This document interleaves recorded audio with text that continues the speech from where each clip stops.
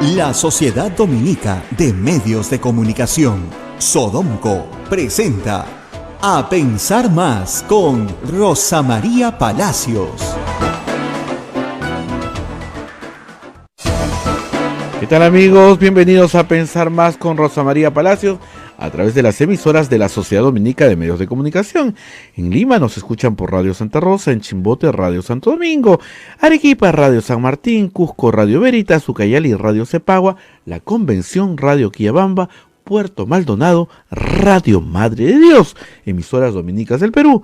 También están con nosotros Huánuco, con Radio Huánuco, Ayacucho, Radio La Voz de Ayacucho, Puno Radio Pública, Ancash Radio Moro, Huancayo Radio Cumbres, Atipo Radio Milenio, Abancay Radio Estación Solar, Yurimaguas Radio Oriente, Chota Radio Los Ángeles, Apumaquisterio, Aemetagua, nos ponen podcast en todo el Perú y el mundo.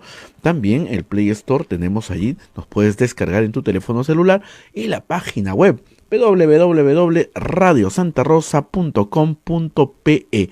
Rosa María, muy buenos días. Muy buenos días, amigos en todo el Perú y en el mundo entero donde nos escuchan.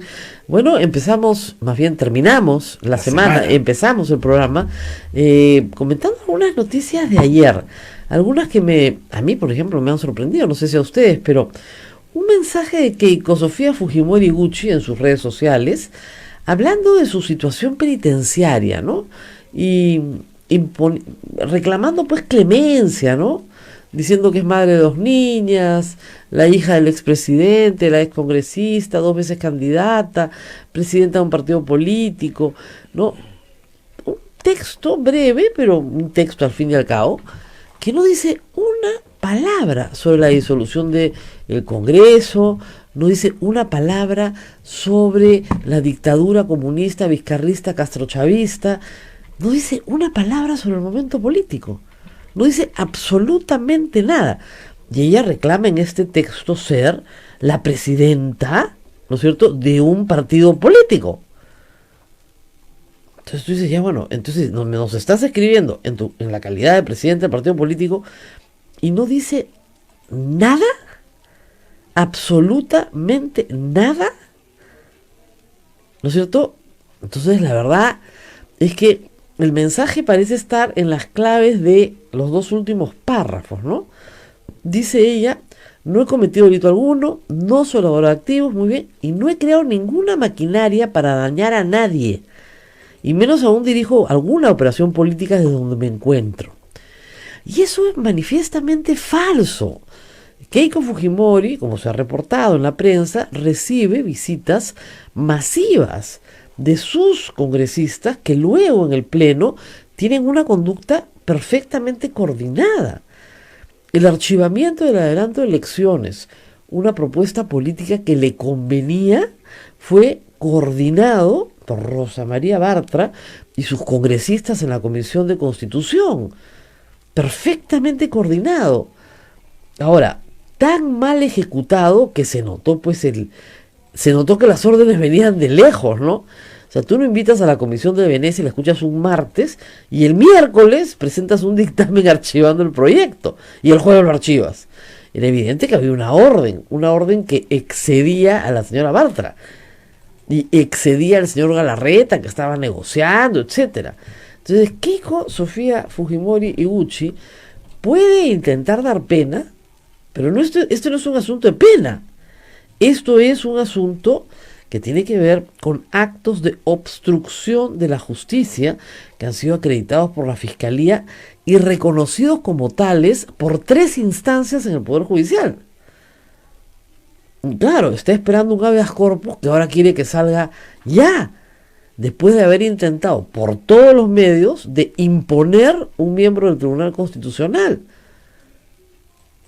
Eso es una cosa escandalosa, ¿no? Entonces, a mí me llamó mucho la atención que no hiciera pues un análisis político, dijera que va a ser candidata del fujimorismo, en fin, no, la situación penitenciaria. Bueno, si le preocupa tanto la situación penitenciaria, hubiera comenzado por no atacar con su mayoría parlamentaria al Tribunal Constitucional, que ha estado bajo ataque. Y eso nos lleva al segundo tema del cual queremos hablar. Ayer el señor Pedro Lachea presentó una demanda competencial que se han presentado algunas, pero es tal vez la acción menos usada ante el TC, para establecer a través de una cautelar, ¿no es cierto?, la suspensión de los efectos de la resolución que disuelve el Congreso. Es una, si quieren, formalidad jurídica lo que les voy a contar, pero es bueno que lo sepan. Para interponer una demanda de este tipo, el señor Arachea tiene que estar habilitado por el Pleno. No hay Pleno, pues, porque el Congreso ha sido disuelto, es un imposible jurídico. Entonces, probablemente la demanda se declare improcedente. En segundo lugar, la cautelar se está usando para detener un proceso electoral en marcha, ya convocado, ya con cronograma publicado y con reglas publicadas de las que vamos a hablar después. La línea del Tribunal Constitucional en toda su historia es jamás detener un proceso electoral en marcha. O sea, por eso tiene poca viabilidad esta acción. Reitero, porque la persona que la interpone no tiene los poderes establecidos para representar al Congreso, porque no tiene un mandato del Pleno del Congreso, porque el Pleno del Congreso ya no existe. Y en segundo lugar, porque una cautelar para detener un proceso electoral es algo que no ha pasado nunca. Nunca. En la historia del tribunal y del Jurado Nacional de Elecciones. O sea, es muy difícil.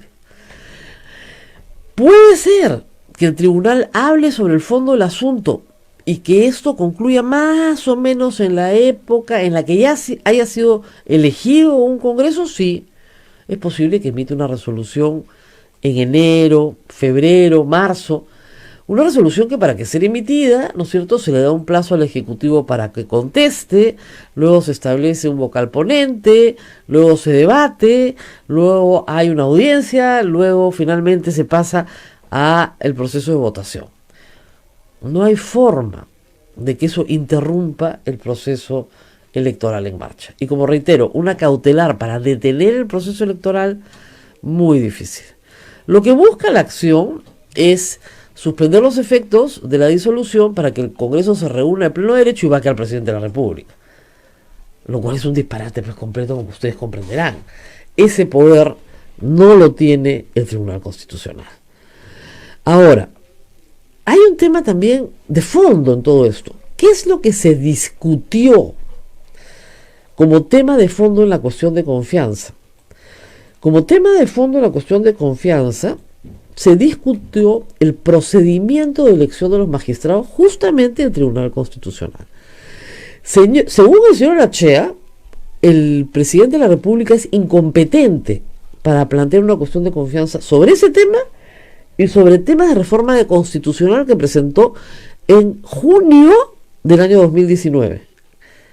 O sea, recién ahora, dice, en junio del 2019 lo hizo mal. Y esta vez también. O sea, no puede presentar cuestión de confianza. No estamos diciendo otra cosa que no sea cuestión de confianza. Sobre reforma constitucional, no puede prestar cuestión de confianza sobre procedimientos del Congreso. Porque no son de su competencia. Pero lo que no dice es que el presidente no estaba presentando una cuestión de confianza sobre a quienes elegía el Congreso para que elija a otros. Lo que estaba presentando era una cuestión de confianza sobre materia normativa que define la forma en la que se eligen los miembros del Tribunal Constitucional con un objetivo que no es nombrar los magistrados que él quiere, sino que participe la ciudadanía en el proceso de elección de esos magistrados y que no se elijan personas que tienen manifiesto conflicto de interés, que de hecho estamos viendo las consecuencias de haber tratado o intentado de elegir así a la bestia a alguien. Entonces, eso por un lado. Y puede ser que el tribunal responda sobre el tema de fondo, como les digo, en febrero, marzo, abril, con fines declarativos para sentar jurisprudencia sobre una próxima ocasión en la cual se tenga que resolver esto. Simplemente, ustedes dirán, ¿en fines académicos? No, en fines dejar el precedente histórico establecido. Eso puede pasar, o puede simplemente declararla improcedente de plano, ¿eh? Yo les estoy diciendo lo que creo que puede pasar. Pero que se detenga el proceso electoral, no. Rosa María, pero no saben eso, ellos tienen Bueno, asesores, pero o mira, quieren, o lo hacen para ver qué pasa. exactamente. Muchas veces la gente se confunde en las etapas del proceso, y hay que explicar esto bien. Presentar una denuncia, y a veces eso se pone como un gran titular, no se presenta denuncia, no significa nada. Todos tenemos derecho a denunciar. Que nos hagan caso es otra cosa, ¿no es cierto? Igual, el fiscal acusa, bueno, cuando acusa, ¿no? Peor, el fiscal investiga, no significa nada.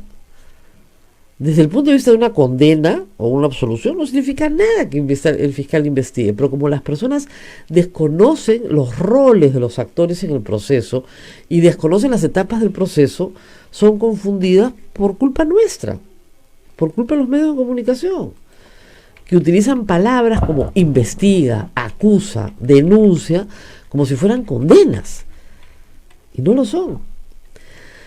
Y como te decía, en el tema de fondo hay que decir que, digamos, el señor Orachea está hablando de la soga en la casa del ahorcado, pues, ¿no? Se va al Tribunal Constitucional a decirles que la forma en la que iban a ser reemplazados, o sea, a la bestia, era la correcta. Y con el antecedente de cosas muy desagradables, como una carta del señor Orachea dirigida al Tribunal Constitucional, obligándolos a recibir a su primo como miembro del TC y a sacar a la señora Eloy Espinosa, para lo cual no está facultado de acuerdo a ley. O sea, usted me pone a este y me saca al otro. Me saca al otro, pero ¿por qué a ese? Ah, porque no me gusta ese. Porque hay un sector, digamos, de gente un poquito enloquecida, que ha decidido que la mitad del Tribunal Constitucional es de izquierda. La única vinculación que puede tener el tribunal en este momento con la izquierda es que la señora Marianela Ledesma es hija, pues ya falleció, del senador Genaro Ledesma del FOSEP. Pero el senador, que en paz descanse, ya no está entre nosotros. Y que yo sepa, la señora no milita en ninguna agrupación de izquierda, ni ha militado, por lo menos hasta donde sé. Entonces, ahí esto... todo está muy confundido, si quieren, ¿no? Y en medio de esta historia... Rosa María, antes de pasar, sí. Nos preguntan acá, la carta que ha mandado el señor Olachea al TC, no está solamente como Pedro Olachea, sino él firma como presidente del Congreso. ¿Eso influye, eso lo hace caer en algún delito?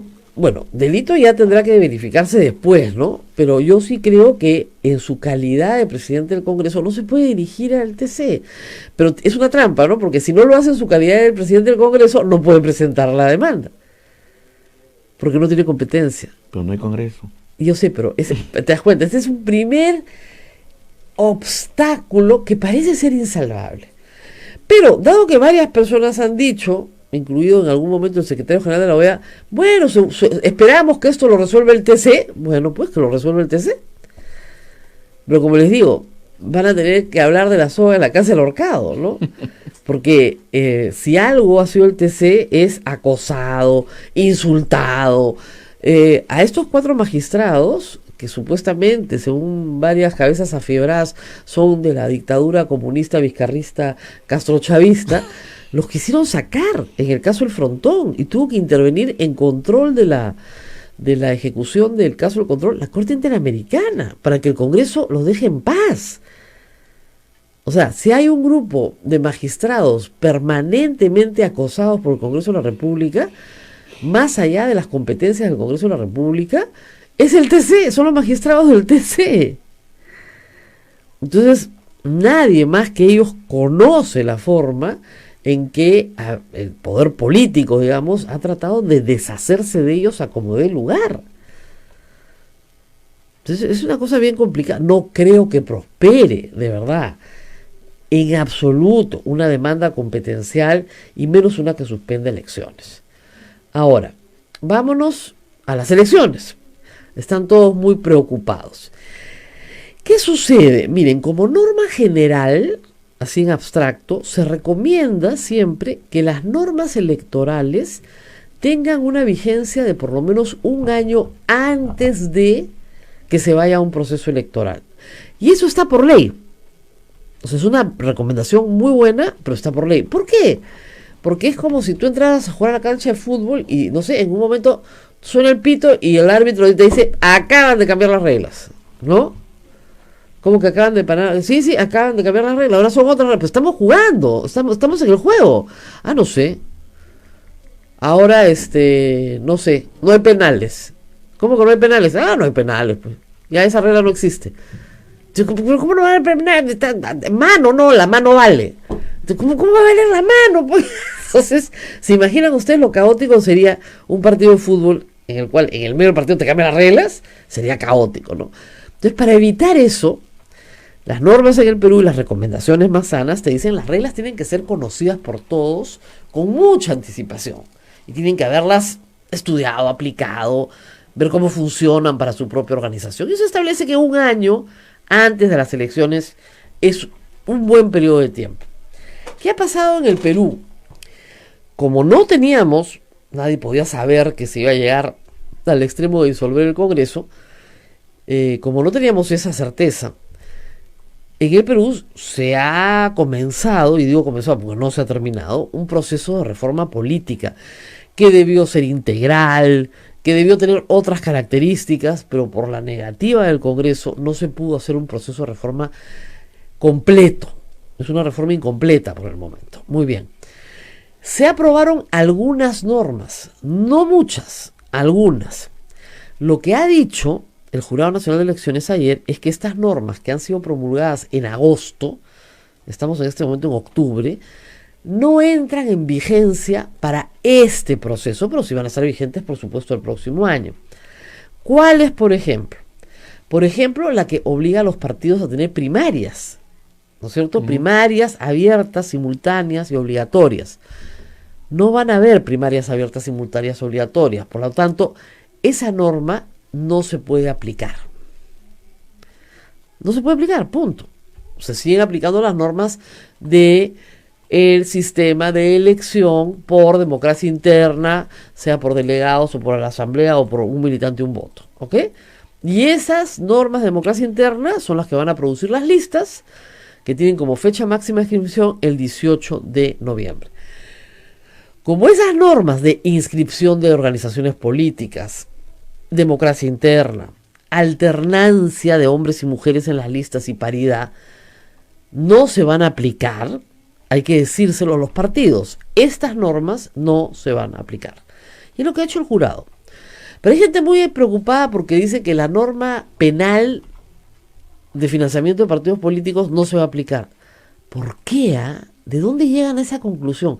No, es que esa norma deriva del referéndum. Ya, pues, y el referéndum es de diciembre del año pasado y la norma penal, que es de agosto, en efecto, crea un tipo penal de aplicación instantánea. Una vez que tú creas el tipo penal, lo pones en el peruano, ¿no es cierto? A partir de ese día rija la norma, porque es un tipo penal. Es un tipo penal que no solamente se aplica en tiempo electoral, su aplicación es permanente en el tiempo. Porque yo puedo dar plata para un partido político en tiempo electoral o fuera del tiempo electoral, en cualquier momento, y lo puedo hacer de manera ilícita. Entonces, no sé por qué se confunden tanto, y sobre todo los que escriben son abogados muy confundidos. A veces nos confundimos y confundimos a los demás. O sea, confundirse no tiene nada de malo, pero confundir a los demás sí, pues ya generas algún daño, ¿no? Entonces, por supuesto que el delito de financiamiento ilícito está vigente. ¿En qué parte ha sido suspendido el delito de financiamiento ilícito? Es un delito, ¿no es cierto? Ok. Y de ahí viene de nuevo, por enésima vez, porque si pueden o no pueden postular los actuales congresistas. Y de nuevo, por enésima vez, la última palabra la tiene el jurado. Si me preguntan a mí, mi opinión es sí. ¿Por qué? Porque lo que votamos fue que no podían postular en la reelección para un periodo siguiente. Y según la Constitución, artículo 136, si no me equivoco, 137, el Congreso así elegido, el que vamos a elegir, completa el mismo periodo. No es el periodo siguiente, es el mismo periodo. ¿Pueden postular en el 2021? No, pues, esa ya la jugamos. Esa ya la aprobamos en un referéndum, ya reformamos la Constitución, ya. Los que están ahora, estaban hasta hace unos días. El 2021 no. No. 2021, 2022, no. Ya, clarísimo. Quieren que les conteste uno por uno. Y los que saben, y el 2021 no. Y el 2021 no. Ya, la quinta vez, ya 1500 veces tampoco. Que escuchen el programa. Que escuchen el programa. Hago 2 programas diarios. Ya lo explico varias veces. No, ya, muy bien. Pueden postular. Reitero, la última palabra la tiene el jurado. De la lectura sistemática de las normas, yo creo que sí. Ahora, esa es otra cosa muy graciosa. Nadie los obliga a votar por determinada persona. Es que no debería postular fulano. No vote por él. Así es simple. O sea, usted tiene derecho a no votar por alguien, pero no puede impedir que otras personas voten por él. No, es que yo no quiero que Abel vote por acá, por Eduardo. Por Eduardo. No quiero. No quiero, pues. Yo no voy a votar por Eduardo, pero tampoco quiero que Abel vote por Eduardo. ¿Y yo con qué derecho le digo a Abel que no vote por Eduardo? O sea, de verdad, ¿con qué derecho? No, es que Eduardo es insoportable. Y Abel es muy sonso, no se da cuenta. Pues Abel es tonto, no se da cuenta que Eduardo es insoportable. Pero yo con qué derecho le voy a decir a Abel que es tonto, ¿no es cierto? A mí me puede parecer Eduardo insoportable, pero... ¿Y por qué votaría? Porque le da a la gente la gana de votar por quien le da la gana. Es que no deberían votar. ¿Por qué? O sea, hay un chip autoritario, ¿no? Siempre entre nosotros. Es que no deberían darle el voto a fulano. Pues ya, cambia de constitución, ¿no? Cambia de país, cambia de democracia, etcétera, ¿no? La gente puede votar por quien quiera, ¿ok? Con los límites que impone la ley. Hay algunas personas que en efecto no pueden postular, ¿ok? Hay 130 que no pueden postular en el año 2021. Causó mucho revuelo lo que dijiste ayer, que Keiko puede postular. Por supuesto, ¿no?, que puede postular. Y como decíamos con Juan Carlos Tafur, si fuera inteligente, iría de cabeza de lista en Lima. ¿Y qué obtiene a cambio? Inmunidad parlamentaria, que es inmunidad de arresto. Sale libre en el acto en enero. Si sus partidarios quieren que salga libre, que voten por ella, pues. Pero parece que le aconseja el enemigo, ¿ah? Ay, sí, no, ponte. Ayer yo leí todo el texto y dije, y una nota, el Gilancho, no puedes hablar de la disolución del Congreso para que nadie crea que tú tienes algo que ver con lo que pasó en el Congreso. Ah, ya, qué buena idea. Es como los diálogos de Pinky Cerebro, ¿ya? Vamos a dominar el mundo, ¿no? Entonces tú dices, ¿qué le pasa a esta gente? Bueno, la señora Loza ayer que declaró en el mismo tono, libreto, en el mismo libreto es, ¿no? No, ella de política no sabe nada. No, pues. O sea. Hoy día puse, después de escuchar las declaraciones de la señora Loza, lo que nos dijo el señor Salaverry, que conoce el monstruo por dentro. ¿Quién corta el jamón en Fuerza Popular? ¿Quién corta el jamón en Fuerza Popular? ¿Qué con Fujimori? Las órdenes salen de Santa Mónica, ¿no? En fin. Bueno, en medio de esto hay una muy buena noticia, que es que el presidente ayer ha señalado que sí, que no se preocupen los peruanos en el extranjero que nos estén escuchando, que se va a encontrar el mecanismo para garantizar su derecho al voto. No sé cuál es el mecanismo, pero que se va a encontrar el mecanismo para garantizar su derecho al voto. Esta es una de los graves problemas que se da cuando las personas se meten a meterle mano a la ley sin tener ninguna formación en digamos, legislación, en cómo hacer leyes. Mala práctica parlamentaria. Un cut and paste ahí de los asesores y te vuelas el párrafo con el del voto al derecho al voto de los peruanos en el exterior.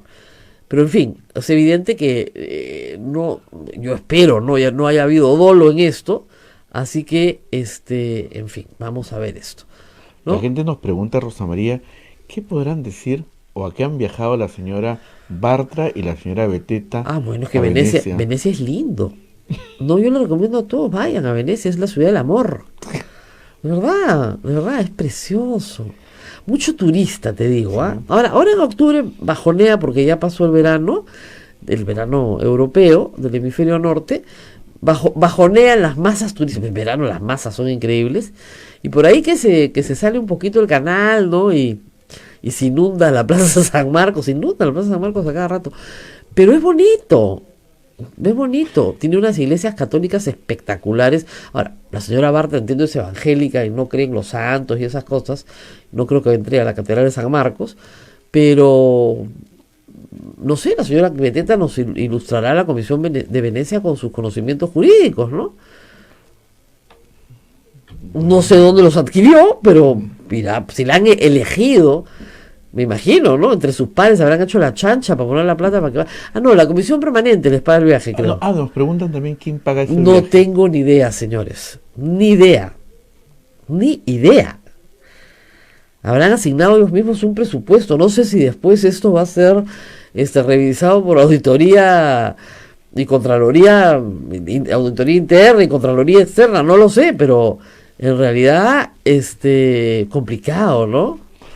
Me dicen que también ha viajado Carlos Tubino y Alejandra Aramayo, pero a Ámsterdam. Tú sabes que de Ámsterdam Ay, el almirante. el almirante Tubino ha viajado a Ámsterdam. Al Barrio Rojo. Perdón, Con- Santa Rosita, perdón. Con Ya. y justo coincidió en el vuelo con la señora Aramayo. Justo. Coincidió en el vuelo. Pero me parece muy bien. Y también que está por allá el congresista Gilbert Trujillo, ex fujimorista. Bueno, También. la Han ido gente todos por allá, ¿no? La gente tiene derecho a pasearse. Octubre en Europa es precioso. Precioso es otoño. Muy bonito. El otoño europeo es precioso. Las hojas caen, son naranjas, bien bonitas. Se han ido a escuchar quiénes son los premios Nobel, pues. Ah, ya. Claro. No Quieren seas malo. De, no seas- de primera fuente. Ahora, digamos. ya no son congresistas, pueden irse a jaranear. Y hasta ahora el Ejecutivo ha emitido 2 decretos de urgencia, creo, o sea que no tienen mucho que analizar. Entonces que se vayan de vacaciones, es una cosa espectacular, está muy bien. La gente tiene que viajar, conocer el mundo, abrir sus horizontes. No sean envidiosos, ¿ya? No sean, postulen al Congreso, pues. Están buscando jóvenes en los partidos, ¿eh? Hay oportunidades de empleo. Acá hay bastante Acá muchachos. tenemos harto joven, ¿ah? Pueden venir. Nos harían un favor, la verdad, para que se los lleven. Mentira, chicos. Muy bien, ¿qué más preguntas tenemos? Porque después vamos a dedicarnos un ratito a otras cosas culturales más importantes.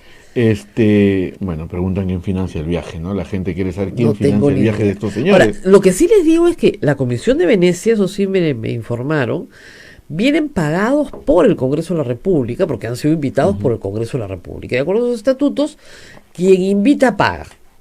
O sea, por las puras albóndigas los trajeron. Ahora, yo creo que el señor H se dio cuenta que esto de irse a Venecia pues no tiene ningún sentido, porque no es vinculante, ya se disolvió el Ha Congreso. mandado a la señora Beteta. Claro, porque además, discúlpeme, pero fueron recontra malcriados, ¿ya? Y este informe de la Comisión de Venecia viene muy desfavorable a los intentos de Fuerza Popular y el APRA de pararlo todo. Entonces, no había mucha ganancia, ¿no? En ir, la verdad. Nos preguntan por este titular de la República. Hola, sobre Chea, los- Bogotá. Este es un asunto muy antiguo, muy antiguo, del cual justamente hoy día vamos a hablar sobre un documental sobre la reforma agraria en el Perú hace 50 años. A ver, vamos a explicar este asunto muy complicado, pero con cargo a explicarlo mejor en otro momento, porque esto es bien largo. Miren, cuando el Estado peruano expropió a los propietarios de el campo en el Perú, de la tierra en el Perú, proceso que empezó hace 50 años y que culminó casi en el gobierno de Morales Bermúdez, no se pagó el justiprecio que mandaba la Constitución del 33, ni se pagó el justiprecio que mandaba la Constitución del 79, ni se pagó el justiprecio que se manda la Constitución del 93.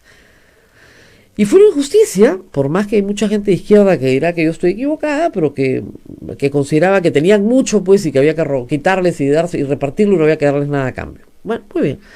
Pero lo que dicen las 3 constituciones que he mencionado es que cuando el Estado expropia, paga el justiprecio. ¿Qué es el justiprecio? Esa es una gran discusión. El Estado, como no tenía plata en la década del 70, le entregó a los propietarios bonos del Estado peruano. Es decir, el Estado peruano emite un título de valor y se compromete a honrar lo que dice ese título de valor a X número de años.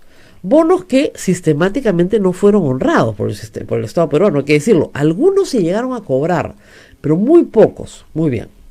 Pasaron los años, vino una crisis económica espantosa, como ustedes recordarán, en los 80s, en los 90s el país comenzó a recuperarse, pero los bonistas de la reforma agraria se comenzaron a organizar.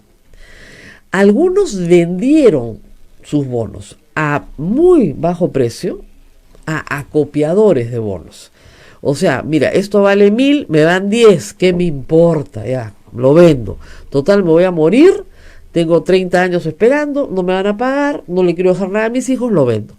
Otros no los vendieron nunca y los tienen en la mano y tienen un valor. Y el Estado lo tiene que honrar, ¿ok? Tarde o temprano los va a tener que honrar. Estas personas han ganado el derecho a cobrarle al Estado varias veces en el Poder Judicial y en el Tribunal Constitucional. Hasta ahí todo bien. La discusión está en que el 2013, reconociéndole su derecho a cobrar, el Tribunal Constitucional estableció una fórmula de pago que para los bonistas es ridícula. Y culparon y acusaron al entonces presidente del tribunal, el señor Urbiola, de haber modificado su voto y de haber modificado la fórmula de pago, no ajustándola al índice de precios del consumidor. Entonces, yo he conversado con algunos de ellos y me decían, por ejemplo, un fondo de 200 hectáreas, que es chico para la época de reforma agraria, pues el latifundio era mucho más grande, te pagan $1.000 por tu fondo de 200 hectáreas. Eso es lo que el Estado pretende pagar, ¿ok? Señor Lachea ha liderado durante varios años a un grupo de bonistas, porque no hay un solo grupo, ¿eh? Son dos grupos más los acopiadores, si quieren, ¿no?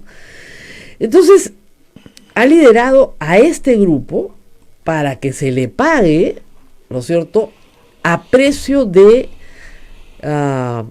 real. O sea, yo tenía 200 hectáreas, ¿no?, de bit, págame mis 200 hectáreas de bit en producción, que fue lo que me expropiaron. Que dicho sea de paso sería lo justo. La cifra de 14.000 millones de dólares en realidad es una cifra incierta, muy incierta. Y además porque los bonistas de la reforma agraria le pidieron al Estado que no les paguen dinero. Les podía pagar en terrenos seriazos, en tierras de irrigación, hacer permutas por otras cosas, ¿no es cierto? Participación en proyectos, etcétera. Pero el Estado peruano no ha encontrado todavía una forma de salir de este entrampamiento que es muy antiguo, como reitero, y que tiene, 50 años, exactamente, toda esta historia. Que el Estado peruano no les pagó, no les pagó. Pagó poquito, no pagó todo. Pagó a algunos, no a muchos. Que efectivamente hay acopiadores, hay acopiadores. Que esos acopiadores pertenecen a fondos de inversión en los Estados Unidos, pertenecen a fondos de inversión en los Estados Unidos y que van a llevar al Estado peruano hasta el fin del mundo para cobrar. A eso sí no tengan la menor duda, olvídense del Tribunal Constitucional. Y es verdad que el señor Gonzalo Ortiz Ceballos Olache es primo hermano, que podría ser un asunto anecdótico si es que no hubieran estos conflictos de interés, lamentablemente, ¿no es cierto? Y hay un fallo que termina, como te digo, se resuelve el 2013, el 2019 se resuelve una discusión sobre la clarificación del modo de pago de manera desfavorable a los bonistas de la reforma agraria, y ahí fallan justamente en contra de los intereses del señor Olachea. ¿Quiénes? Eso es central. Eloy Espinosa, María Elena Ledesma, el doctor Ramos y el doctor Miranda fallan en contra de los intereses del señor Olachea. Ah, por ahí va. Y les echó la cruz. Si yo la primera vez que vi que los querían, él firma la acusación constitucional para que los remuevan por el caso del Frontón. Decía, el señor Olachea es de Peruanos por el Cambio. En ese momento, ¿qué interés podría tener? Y cualquiera que conoce la historia dice, los bonos de reforma agraria. Sin desmerecer los derechos de los bonistas, ojo. Pero creo que en este momento los representa una persona, o los ha representado una persona que no está actuando de la mejor manera para sus intereses. Yo sí creo que el Estado peruano tiene que pagar cuando es propia. Y es un pésimo precedente en un país que el Estado te quite lo que es tuyo y no te pague. Como precedente, ¿no? Mañana viene el Estado, nos expropia el convento de Santo Domingo y los dominicos se quedan sin nada. pues son más buena gente los dominicos. Ya les han quitado varias cosas en la vida y nunca se han quejado. ¿Ya? La Universidad San Martín, para empezar, pero en fin, ¿no? Pero, digamos, a lo que voy es un pésimo precedente que la propiedad no se defienda. ¿No? Es un pésimo precedente que no te paguen lo que te robaron, porque para mí eso fue un robo. Pero el Estado peruano se toma sus tiempos, pues, ¿no? Son familias que han visto a sus padres morir, a los padres de sus padres morir, y no haber recibido un centavo por lo que fue legítimamente suyo. Una vez tuve una discusión con Marisa Glaya que me decía que no era legítimamente suyo. En la izquierda hay ese mito, pues, muy extendido, que la propiedad de la tierra, porque si no construyes ese mito, ¿cómo justificas un robo? No puedes hacerlo, ¿no? Entonces, que la propiedad de la tierra no era de los propietarios que la poseían, ¿no? Era de otros. En fin. Nos vamos a la pausa y vamos volvemos. A la pausa. La revolución y la tierra. Justamente. Pero antes de irnos a la pausa, bueno, cuando regrese les cuento lo que fui a ver anoche, porque sí realmente lo quiero compartir con todos ustedes. Ya, no se muevan. No se muevan. Volvemos. Sodomco, Sociedad Dominica de Medios de Comunicación.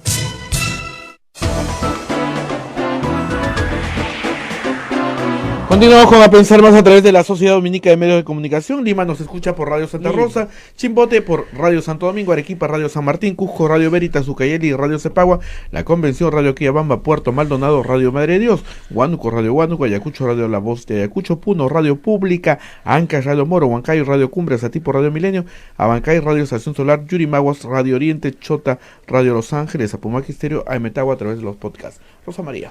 Bueno, ahora vamos a presentar a un invitado muy especial que está con nosotros, pero antes nadie se mueva, les tengo que contar lo que fui a ver anoche. ¿Qué viste anoche? Lamentablemente por mi trabajo me cuesta mucho ir al teatro o al cine, no he visto todavía el documental que vamos a presentar en un instante, pero ayer sí me hice un tiempo para ir a ver Hamlet. Y ustedes dirán, la de Shakespeare, conocida. Bueno, sí, la de Shakespeare, pero en una versión muy libre, muy peruana y muy vinculada con los jóvenes con síndrome de Down. Todos los actores tienen síndrome de Down. En realidad, una de las actrices tiene una discapacidad cognitiva un poco diferente, pero como ella dice en la obra, no me discriminan, pues, ¿no? Y muy graciosa, la verdad, actúan muy bien. Y son 6 chicos que tienen muchos meses trabajando. O sea, no es una obra que se ensaya un par de meses y se pone, no. Tienen casi un año en talleres, no solo de trabajo actoral, sino también de exploración de sus propias emociones, de sus sentimientos, respecto de la sociedad y de lo que es ser una persona con síndrome de Down. Y el trabajo de Chela de Ferrari es magnífico porque la dramaturgia coloca dentro de la obra mucho del producto de esos talleres, de cómo se acercaron cada uno a sus personajes. Todos son Hamlet en algún momento, ¿no? Todos se van pasando la corona y todos hacen de Hamlet, pero todos, para fines de los ensayos y todo lo que han trabajado, tenían un personaje asignado que fue el que más trabajaron, ¿no? El que más presentaron. Y cada uno interpreta ciertas escenas de la obra que están, de alguna forma u otra, relacionadas con lo que es ser una persona con síndrome de Down en una sociedad como la peruana. Entonces es una obra larga, dura 2 horas, sin pausas. Para nosotros, para los espectadores es bien demandante, pero para estos jóvenes es muy demandante también. Y se inicia con algunas escenas lúdicas, la aparición del fantasma, por supuesto, ¿no? El padre que le dice al hijo, encuentra al traidor, el que me ha matado. Inmediatamente se detiene la obra y estos jóvenes se presentan ante el público. Y hacen algunas advertencias, ¿no? Que me pareció muy importante, ¿no? Por si acaso, nosotros hablamos despacio. Así que por favor tengan paciencia. Esperen. Vamos a decirlo todo, pero tienen que entenderlo. Los que quieran se pueden ir, decían, pero los que se quedan, hagan el esfuerzo, el mismo esfuerzo que estamos haciendo nosotros por hablar, háganlo ustedes por entender. Entonces, Hamlet es casi un pretexto para contarnos la historia de estos jóvenes que quieren dar un mensaje sobre lo que es vivir en el Perú teniendo síndrome de Down. Es un mensaje muy fuerte, o sea, porque interpela mucho a la audiencia, ¿no? Inicia, por ejemplo, además utilizan muchos recursos del teatro, el video, hay muchas escenas que salen directamente de los talleres donde han trabajado ciertos temas, pero inicia casi con una entrevista y le preguntan a uno de los actores, entre las muchas preguntas que le hacen es: ¿te gustaría tener síndrome de Down? Si pudieras volver a nacer y escoger, ¿escogerías tener síndrome de Down? La respuesta es no. Y hablan mucho de sus padres. Hay en el personaje de Ofelia, ¿no es cierto?, enamorada de Hamlet, también todo el tema del amor. El tema del amor y la sexualidad de estos jóvenes que son adultos. Y como dicen en un momento de la obra, por si acaso no somos niños eternos, eso es un mito. Entonces hay muchos temas muy importantes en esta obra que están ahí planteados, y creo que además les da a estos chicos una aproximación a sus capacidades verdaderas, que es una cosa muy linda de ver, ¿no? A un sentido de realización que normalmente la sociedad niega a las personas que no son neurotípicas, eso hay que decirlo. Los que estamos sentados acá somos neurotípicos. Nosotros somos diversos, pues. No es que no sientan, no es que no amen, no es que no piensen, no es que no razonen. Y muchas veces tienen un razonamiento demoledor para el neurotípico. Me ha gustado muchísimo y la recomiendo mucho. Vayan a verla con sus hijos, vayan a verla con respeto, vayan a verlo tratando de entender qué es lo que les están queriendo decir. Porque el teatro es eso, y en un momento hablan de qué cosa es el teatro, ¿no? El teatro te conmueve, o sea, te busca mover. Conmover es moverse con el otro, una sensación, y sales del... Yo no me pude quedar al conversatorio, pero había un conversatorio inmediatamente después. Sí, porque ayer era un preestreno, ya este fin de semana se estrena, y estaban las familias, en fin, amigos y familiares de los artistas, chicos con síndrome de Down, que yo vi que disfrutaron muchísimo la obra. Y como te digo, hay canto, hay rap, hay baile, hay de todo. Humo, espadas, muertos, todo, calaveras, todo lo que tiene Hamlet, pero presentado de otra manera. Ahora, si se leen antes de ir el argumento de Hamlet, la van a pasar un poquito mejor, ¿no? Porque ahí van a enganchar muy bien en lo que pasa, ¿no? Así que no les digo más, ¿ya? Pero vayan a verla, de verdad que vale la pena, porque es algo que no se ve en el teatro peruano. No hay una experiencia siquiera parecida, ¿no? Sí hay efectivamente en danza algunas otras cosas. Bueno, tenemos las Paralimpiadas, ¿no? Pero en teatro, así, haciendo Shakespeare, Hamlet, nadie se ha atrevido a tanto, ¿no? Entonces, y además, como yo pensé que iba a ser una obra corta. No, dura 2 horas. Sin intermedio. Y tiene muchas sorpresas. Yo no les voy a contar más, porque además dentro hay muchas sorpresas. No voy a contar más. Muy bien. Sin spoilers. ¿Ah? Sin spoilers. Sin spoilers. Bueno, digamos que, como les digo, ya, la de Hamlet saben, ¿no? Saben cómo acaba, ¿no? La cosa no acaba bien, pero eso ya todo el mundo lo sabe. Muy bien. Ahora vamos a conversar sobre... Estoy buscando el editorial acá, el Publicherri que Augusto Álvarez les ha hecho. Muy bien. La Revolución y la Tierra. A ver, estamos acá con el documentalista, así se dice, Gonzalo Benavente. Premiado, ¿no es cierto?, en la Feria de Lima, acá, en la FIL. En el Festival de Cine de Lima. El Festival de Cine de Lima, no en la FIL de la Feria de Lima. En el Festival de Cine de Lima como obra documental, ¿no? Pues, en realidad, a la mejor película, o sea, claro. Mención a la mejor película peruana que incluye ficción y documental, ¿no? Exactamente, o sea, concursó en una categoría amplia contra ficción y ganó con una mención como la mejor película del programa, La Revolución y la Tierra. Gracias a Gonzalo Benavente por estar con nosotros. Gracias a ti, Rosa María, que es la madrina oficial, además de La Revolución y No la es la Tierra, primera- porque desde hace meses que nos estás Sí, apoyando. o Muchísimas sea, gracias. No es la ¿verdad? primera vez que lo entrevisto, hay que decir. Pero la película ya se proyectó, acá hay una no diría crítica, más bien una alabanza de Augusto Álvarez en La República el día de hoy. Y yo quiero las preguntas iniciales, ¿no? O sea, Gonzalo Benavente, ustedes lo conocían en Facebook, lo pueden ver. ¿Cuántos años tienes? 37. Porque un joven peruano de 37 años se dedica 3 o 4 años, ¿no? Ha durado esta Sí, investigación. sí, sí, 3 años y medio, 3 justamente. años y medio, casi 4 años, a investigar hechos que ocurren en la década del 60. Su germen está, bueno, en realidad está un poco antes, pero el germen de todo esto y su explosión está en la década del 60. O sea, este era un problema de tus padres, ¿no? ¿Por qué investigar una historia de tus padres y hacerla propia?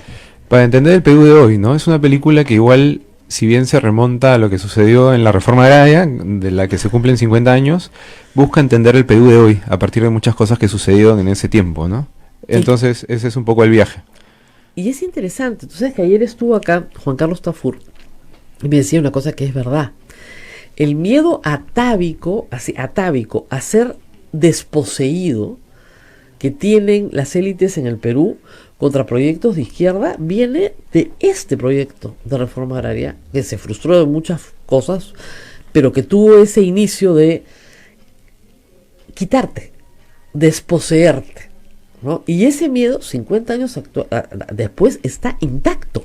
Sí, sí, en las elecciones siempre, además, cuando estaba Humala, cuando estaba Verónica Exactamente. llegando, la gente pensaba que su departamento de Miraflores, de Barranco, se lo iban a expropiar, ¿no? Digamos, y lo pensaba, digamos, realmente, ¿no? No, Había realmente. ese miedo. O sea, que ahí iba a Sí. haber una intervención del Estado en la economía que te iba a desposeer de algo, de tu libertad, de tu propiedad, de tu derecho a elegir, como sucede efectivamente en las dictaduras.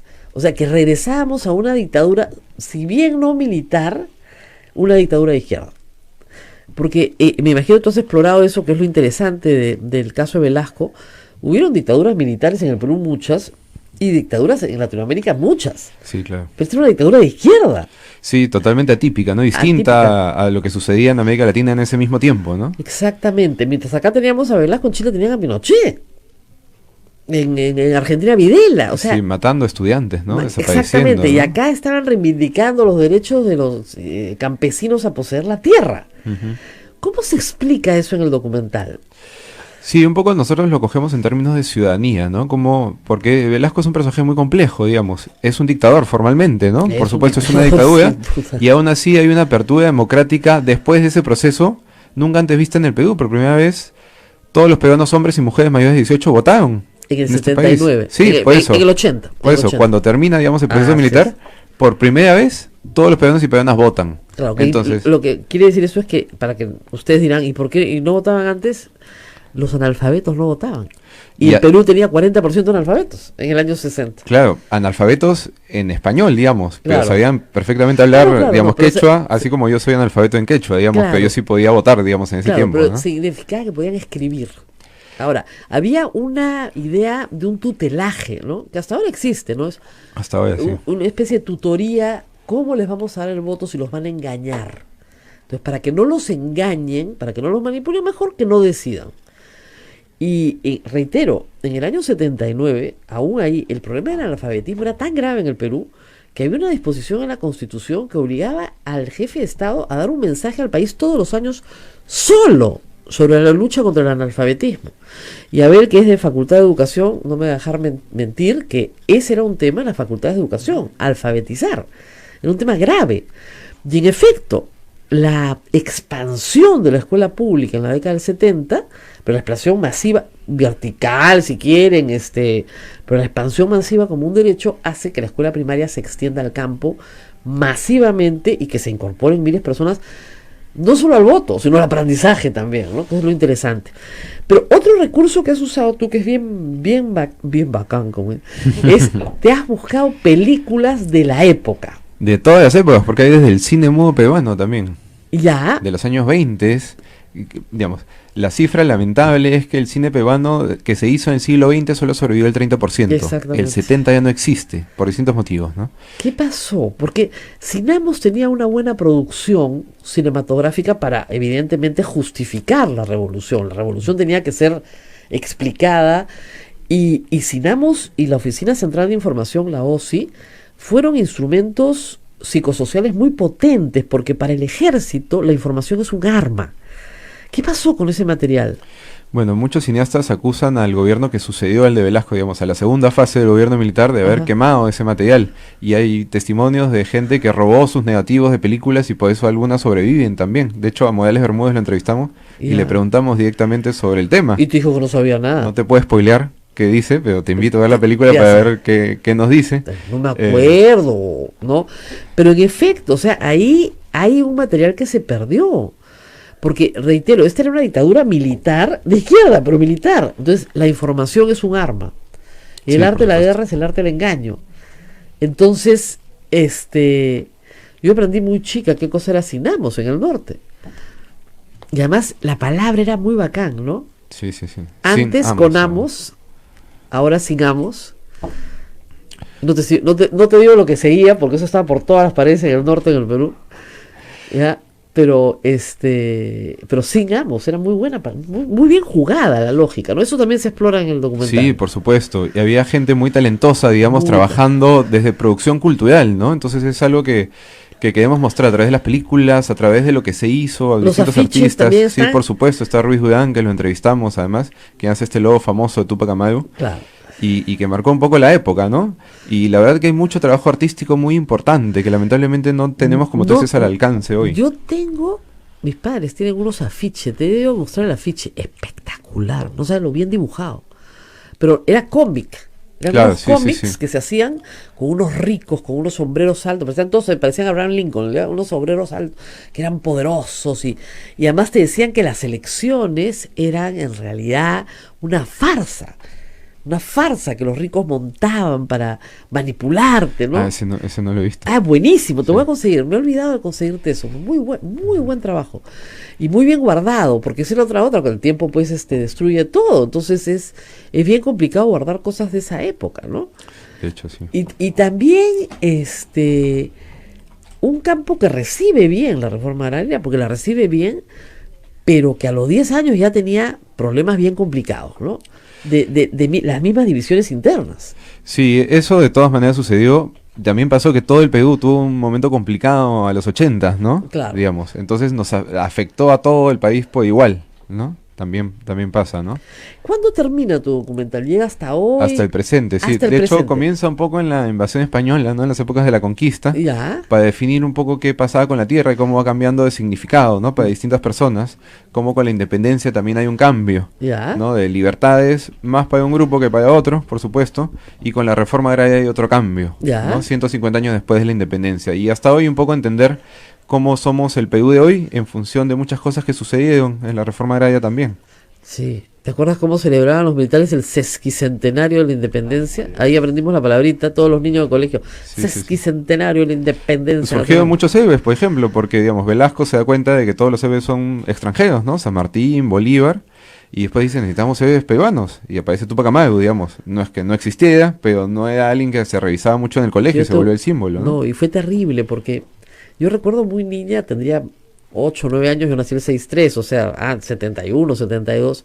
Una reunión familiar, ¿cuáles son los héroes de la patria? Entonces yo dije, Pumacahua, Tupac Amaru, y me preguntaron, ¿y Grau?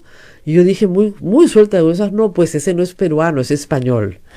Con lo cual desmayé a toda la familia, horrorizada de lo que Velasco estaba haciendo con los niños del Perú. Porque todo apellido que no era típicamente indígena era un apellido extranjero.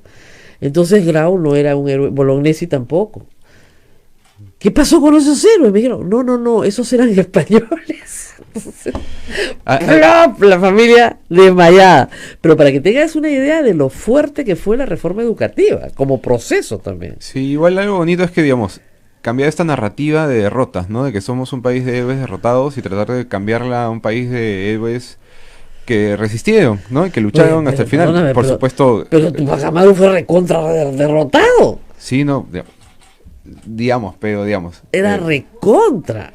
Y además el mito de Incarri se revive en esa época. Sí, por supuesto. Pero en el colegio, ¿eh? Digamos, es que surge Es la esperanza de que van a cambiar nuevos tiempos, ¿no? Claro, y siempre los políticos tratan de ser el Ingarri del Claro, tiempo, pero no había políticos, pues eso era lo más loco, era el Claro. binomio pueblo-fuerza armada, no había Claro. más. Entonces no había políticos, o sea, no había una Rosita Bartra, pues no había Lochea, esas cosas no existían. Claro. O estaban deportados o estaban presos. así de sencillo, o sea, todo el APRE estaba en la clandestinidad, Acción Popular también fuera del Perú, no les digo el PPC, etcétera. Algunos sí se acomodaron, obviamente se ayornaron con Berlasco y después salieron corriendo porque fueron rápidamente expulsados por una revolución que no admitía ninguna disidencia, ¿no? Complicado. Me dice Augusto que hablan más de 60 personas en el documental. Son muchísimos entrevistados porque queremos tener muchas voces. Igual hay una visión del mundo, ¿no? Digamos que tenemos porque el periodismo busca la verdad y el cine lo que muestra es una visión particular, ¿no? Son como búsquedas distintas, ¿no? Son, digamos, no es que una sea mejor que otra ni peor que otra, sino son distintas, ¿no? Entonces, sí hay una visión desde el cine, pero tratamos de que estén todas las voces ¿Cuánta incluidas. gente entrevistaste para el documental? Deben haber sido unas 40 personas, 40 personas. más o menos, 50 personas. Desde gente muy izquierda hasta gente como Hugo Blanco, por ejemplo, Claro. símbolos de la izquierda, hasta gente muy derecha como Gemel Taus, por También ejemplo. sale, ¿no? sí, también me dijo Augusto. Y yo temía que fuera muy panfletaria, pero me dicen que no es un panfleto, felizmente. Sí, hemos tratado de que no lo sea, y de hecho más bien habla de historias de la reforma agraria de las que no se hablan tanto, ¿no? Digamos, los bonos es un tema, por ejemplo, que sí han persistido, ¿no? Siempre persiste. Pero acá un poco tratamos de coger el lado de los campesinos, por ejemplo, ¿no? Entonces creo que mucha gente que provenga de familias campesinas, que tenga padres, abuelos, que han sido campesinos, han trabajado en el campo y quizás han migrado, creo que podrían acercarse a la película y ver un poco su historia. Entonces, Ahora, eso es veía lindo. que estaban, como siempre, y tenemos poco tiempo, desesperados por las salas. Sí. ¿Qué pasó? La revolución y el cine, vamos a hacer una segunda película. La- ¿Cómo se hace para que la película se vea? Bueno, hay que ir a las salas de cine. Algunos cines de distritos más pudientes nos han sacado antes de estrenar, porque estamos en San Isidro y Miraflores y Surco. Pero también, ¿por qué nos han estrenas sacado ahí? algunos Pues tú cines. quieres llegar a los campesinos, ¿por qué estrenas ahí? Sí, yo quería estar sobre todo en Lima Norte y al final, gracias a que mucha gente en Lima Norte posteó en Facebook, Ya. Cineplanet abrió Cineplanet Norte, en Lima Sur estamos en Cinestar, estamos en Chorrillos, Movie Time. Ya, Eh, pero solo este fin de semana, ¿no? Sí, lamentablemente el cine peruano tiene muy pocas ventanas, ¿no? No, y Y- además documental. Si fuera ficción, sí aguantaría más, pero documental es más heavy, pues, ¿no? Normalmente, pero igual, ponte Netflix, lo que más se consume es No, documental. obviamente, pues ahí digamos. sí. Pero digamos, el Son documental buenísimos, en los ¿no? últimos años es lo que más se está consumiendo A mí en me general. encantan. Pero Entonces, entiendo que mis gustos pues no son masivos, ¿no? sí. Ese es el tema. Pero creo que la gente se puede acercar mucho, puede ir el domingo en familia a verlo, además porque es lindo porque pueden ir jóvenes y pueden ir con los abuelos que vivían en esa época Ajá. y contrastar un poco ideas, ¿no? Sobre lo que vean en la película. Está también en el Centro Cultural de la Católica Está también, en sí. San Isidro, en Camino Real. Ahí sí va a estar más tiempo, ¿no? Sí, bueno, al menos 2 semanas vamos a estar. Ya. Y pueden seguirnos en redes sociales de La Revolución y la Tierra, en Facebook, en Instagram, en Twitter, y ahí van a encontrar el listing El cinematográfico. listín cinematográfico. Del Twitter, repítemelo, ¿no? La Revolución y la Tierra. Sí, La Revolución y la Tierra. Así es, La Revolución y la Tierra. Preguntan desde Trujillo, la revolución. La han puesto en horarios bien difíciles, dicen. Desconozco cómo le fue el turno de 8:30 de la noche, único turno estelar por estreno. Y el turno de las 11 de la noche, no me sorprende que prácticamente no había gente. O sea, horarios muy difíciles. Nos han puesto medio difícil y suele pasar al cine peruano. Felizmente hemos Suele tenido un pasar. promedio de 90 personas por sala, que es alto. Le hemos ganado a Brad Pitt. Y No te Adapta- creo. O sea, en promedio por sala, porque Brad Pitt Si lo estrena en si lo hubieran 2000 al brazo salas. intervano que tengo acá, Uy. el documentalista Pierdo. no aparece, ¿no es cierto? No aparece tu voz. Aparece mi voz, sí. Claro. Ah, bueno, muy interesante. Bueno, es que si haces un buen documental no debes aparecer, pues, ¿no? Sí, sí. Tu voz sí, pero tú no. Aparezco discretamente. Exactamente. Pero contentos un poco del resultado, porque ha ido mucha gente a ver la película, porque además mucha gente desde antes se ha enterado de que tienes que ir a verla los primeros días, porque si no se va. Sí, ¿Cómo, pues. ¿Cómo puede hacer la gente que está fuera del país y está reclamando que quiere verla? Por el momento la estamos pasando solo en cines, la idea es el próximo año ya estar en plataformas. En que- Netflix. En Netflix, ojalá, y en las que se puedan. Debería, ¿no? Y más bien que inviten a sus familiares para que les cuenten qué tal está la película y puedan ir a verla este fin de semana, los que están en Bueno, Perú. acá está en la página 11 del Diario de la República, La Revolución y la Tierra revisitada, la columna de Augusto Álvarez, de documental valioso sobre el Perú en el turbulento siglo XX. No les leo toda la columna porque me van a acusar de derechos de autor, pero Hasta el 10% nomás. cada como 10%, cita. ya, pero miren, si Augusto se las recomienda, es buena, o sea que de verdad, yo confío en su criterio. Sí, Así la que verdad vayan. que lindos comentarios de Augusto, estamos muy agradecidos por que haya ido a verla y por lo que comenta, ¿no? Así La es. verdad que sí. Bueno, muy bien, nosotros nos vamos. Muchísimas gracias a Gonzalo por estar con nosotros. La Revolución y la Tierra. Y nos vamos porque hoy día hay misa del Señor de la Justicia, ¿no? Y después al cine. Y después hay cine también, pero en la nochecita nos vamos a misa, pero no se olviden que nosotros vivimos de la caridad pública, somos como los documentalistas, ¿ya? Entonces necesitamos su ayuda a través de PayPal. Así es. No se olviden que el lunes es el martes, perdón, el martes 15 es el concierto. cierto, las voces de mi Perú. Voces de mi Amanda Perú. Portales, el Chato Grados, Diosdado Gaitán Castro, el Eso Grupo es. Siembra y Margot Palomino estarán. No te quejes, Colegio de Belén. No, Jesús. ¿De Colegio Jesús? Que no me llame En Colegio la Jesús. avenida Brasil. cuadra Está en un 24 auditorio por ahí. enorme, ¿eh? Sí, Los bonito, entradas en muy bonito. Teleticket y comprar la rifa. Y también acá, entradas acá ya. Acá, y hay También, entradas sí, acá, sí. para los que no han chapado. Y Entradas antes acá. pueden ir a Breña sin estar a ver la Revolución en la Tierra también, que queda por ahí Breña. cerca. Sí, Ya. sí, estamos en Breña también. Claro, termina el concierto y de ahí se van a las 2 de la mañana, ¿verdad? No, pero antes. Antes. Y Bien animados. ya saben, entren por PayPal, pues todos los días tienen que poner algo, si no acá no hay fiesta. No sabemos, el padre nos avisa cuando pone, ¿eh? Pero hay que poner algo porque si no, no vivimos. Y acá somos muchas bocas que alimentar. Muy bien. Nos vamos, Rosa María. Buen este fin de lunes. semana para todos. Yes, viernes, ya. Listo, hasta mañana.